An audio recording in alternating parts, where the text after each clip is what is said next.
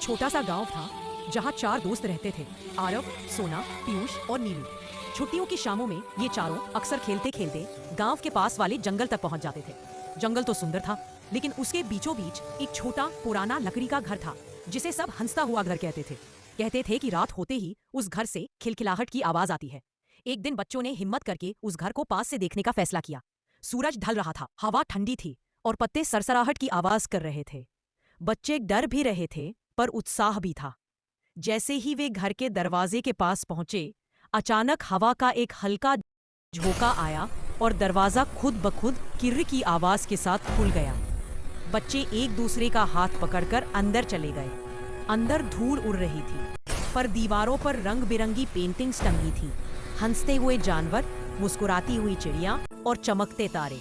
तभी पीछे से फिर वही आवाज आई, हा हा। चारों घबरा गए, पर आवाज डरी हुई नहीं बल्कि प्यारी लग रही थी। तभी कमरे के कोने में रखी एक पुरानी खिलौनों की अलमारी हल्के से हिली।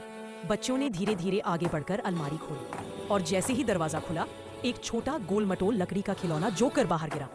जोकर के गाल लाल थे और चेहरे पर बड़ी मुस्कान।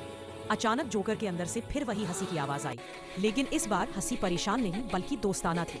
बच्चों को समझ आ गया कि ये घर डरावना नहीं, बस पुराना था और खिलौना जोकर शायद किसी का छोड़ा हुआ पसंदीदा खिलौना था, जिसके अंदर एक छोटी म्यूजिक डिवाइस अब भी काम कर रही थी। चारों दोस्तों ने सोचा कि इतने प्यारे खिलौने को जंगल में अकेला क्यों छोड़ दिया जाए।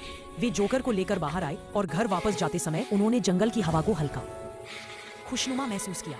अब उन्हें वह डरावना नहीं लगता था। गांव में सबने वह खिलौना देखा और हंस पड़े। बच्चे खुश थे कि उन्होंने अपने डर को हिम्मत में बदल दिया।